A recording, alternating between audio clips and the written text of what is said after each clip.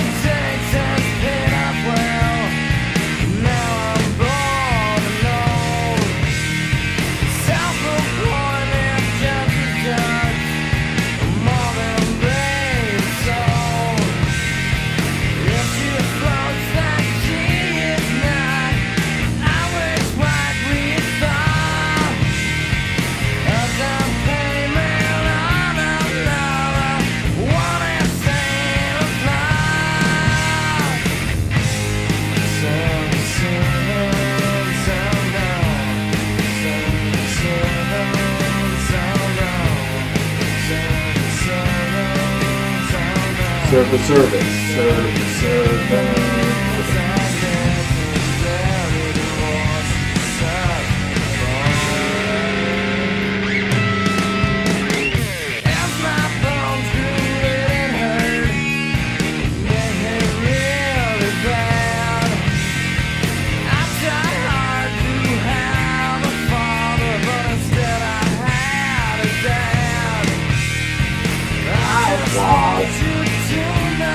I don't know if there's copyrights, but there's some of the lyricism in the song. Woo! Yeah. I don't know. We gotta cool off because we haven't paused it once. I don't think No. we're gonna get blocked for copyrights. I hope we don't get blocked. No.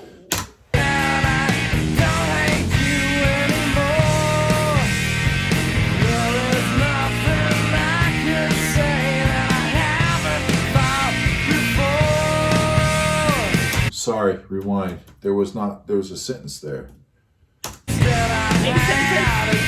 Right there, yeah, sorry.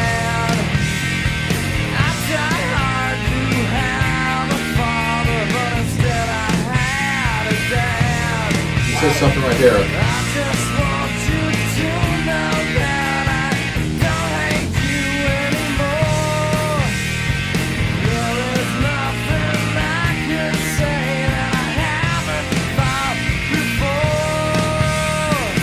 That's some lyricism. Whew, that is Good job, some Kurt. writing. Yeah.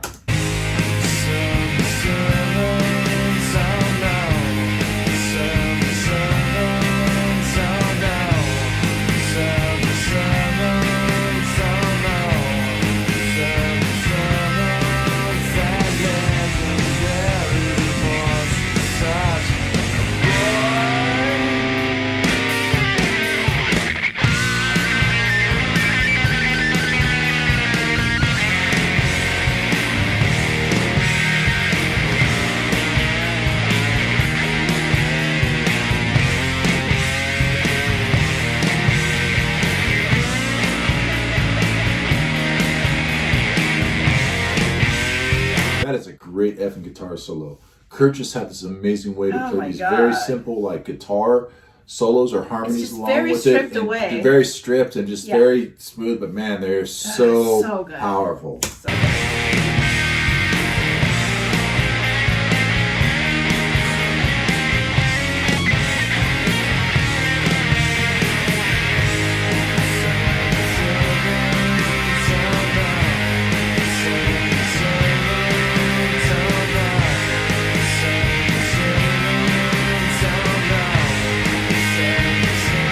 Really catchy.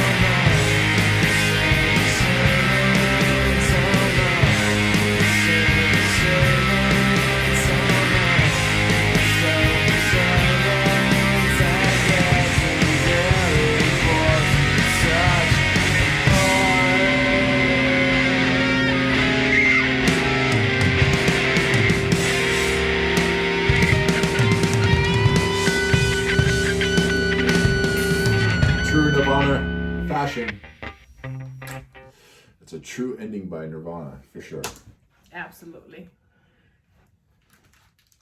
Yeah, no, I've never heard that song and loved it. Yeah, I've heard that song before. But this is Nirvana. This is the epitome of Nirvana. It's so this is good. What you get. It is so good. I haven't heard the song in a long time, and to kind of zone out and have no distractions. Let me listen to the song like full attention. It's a great song. It's so good. Wow. It is such a great song, man.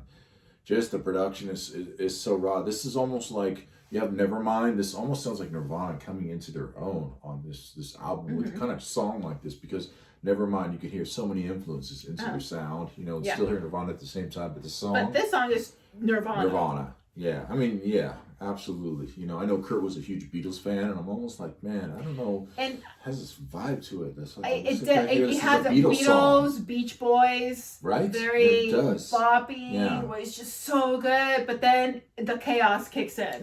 That's Nirvana. The sound, that's the production too. Yes. The production is just chaotic and dirty sound. And, you know, at the time it was 90s, so, you know, the Grunge. production is very raw. Well, even the recording and the way they recorded bands back then, I think it was analog only. They didn't have, you know, Pro Tools and everything they have now. It's just very raw, and I think it comes across like just very raw. And I think Kurt wanted to keep it very raw. And just like, no, we want to sound like we sound like when we were just playing in the garage, and you could hear it. And it gives that song, it just gives it like just a different life to the song, just a uniqueness to the song. You know what I mean? To where it's the energy where I click Too in. Far? No, okay. I get what you're saying. All of like that chaos, and you're hearing the Beatles and the Beach Boys, and you're hearing like this. I'm like, oh my God, this is Nirvana. Kurt's vocals and lyricism like prevails. Like like they're writing on top of this amazing music, and you hear these lyrics being sung, and you're like, whoa. Well, I love Kurt's voice because it always is like never perfect. He's in pitch, but also kind of rough. Yes. But it's got that rawness. Rough around the edges. But it has a certain sound to it. I mean, if you hear a Nirvana song, you could hear Kurt's vocals. So you're like, that's Kurt Cobain singing. That's what his vocal tone had. That's what I loved about Kurt. He was just, his vocals were raw. They weren't like perfect. He wasn't a perfect singer, but he would sing. But just the emotion in it just and the different sound of it.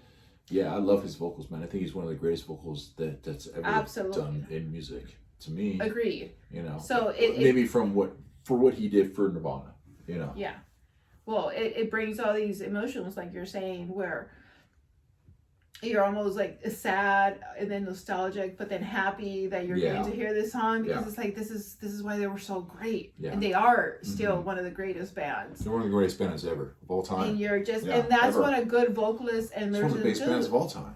Yeah, absolutely. No, and like when you're saying they're vocalists like Kurt Cobain, like with like David Bowie or Lane Staley, like I think that I would assume that for vocalists, like that's what a great vocalist is. They don't think about the art that they have. They're just singing out their emotions, and you hear it, and you're you capture that, and that's the sign of a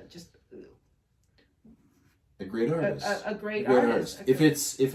If it's like very real, like if it's very real, like it just very personal, it will come across in the recording. Right. So they're not Even caring not about am I in pitch, am I in tune, am I No, he's in key. In key. I mean, but are they thinking that? I don't think they are. Yeah. I think they're just wailing. Well, it's a combination of both. Mix it together. Yeah. Because you know, I think you learn to sing naturally in key. You know, the notes you're playing the guitar, so it comes kind of naturally, but at the same time, so you're not really thinking that, but yeah, I mean, it goes as much as you're thinking about it, like analyzing it, you know. So, but yeah, great song, man. Yeah, way too excited. Yeah, Nirvana is just, they reminded me of Nirvana's like the explosion of Nirvana and everything that happened. One of my favorite lyrics of the song was teenage angst has paid off well, but now I'm old and bored. That's the opening line of the track. Well, it's great because it coincides with Nevermind and, you know, Smells Like Teen Spirit. And Smells Like Teen Spirit actually has the word teen in the actual song. They were a younger, hungrier band at that time. So I think that lyric is coinciding with like, we blew up and became one of the biggest bands that's walking the face of the planet. Yeah, and that was great, but because that was when we were young and hungry and just had this ball of explosion. But he's like, now I'm burnt out. Now I'm old and bored. Now I'm just sitting here and I'm like, no. But it's great, and I think those lyrics speak to us because I think at our age, not that we're old, but you do hit a certain age where you reflect back and you're like, man, those teenage years. Yeah, that energy. How much do I wish I had that energy? Energy, nonstop, and then now you're just like, yeah, I'm not bored, reality but I'm old, but not bored. Know? And I guess the lyricism was supposedly about the relationship with his father or family in general, but father in like he didn't have a really relationship with his father. Like he didn't like his parents. That he didn't say his parents were bad. He just said like he didn't like them and like he wasn't like couldn't relate to the dad, and it was just like they didn't have a relationship. So I'm not sure the lyricism, that's what I read, is part of this song, and there's different ideas of the song. So it's kind of, I think that's, the song is like family, like having that family, and it makes sense because Kurt Cobain was like kind of, ended up taking his life, and it makes sense because when he's speaking about like not having a family, I guess his dad, or not having that kind of community of a family of like a love of the community. It was a family, but there was like no, love in the family. I think that's what the song is kind of detailing. But I think it speaks to him maybe pushing them away, also pushing them away, and because in that lyric it says, I never wanted a father, but I had a dad. Yeah. And that was the word dad is more intimate and attached than the term father.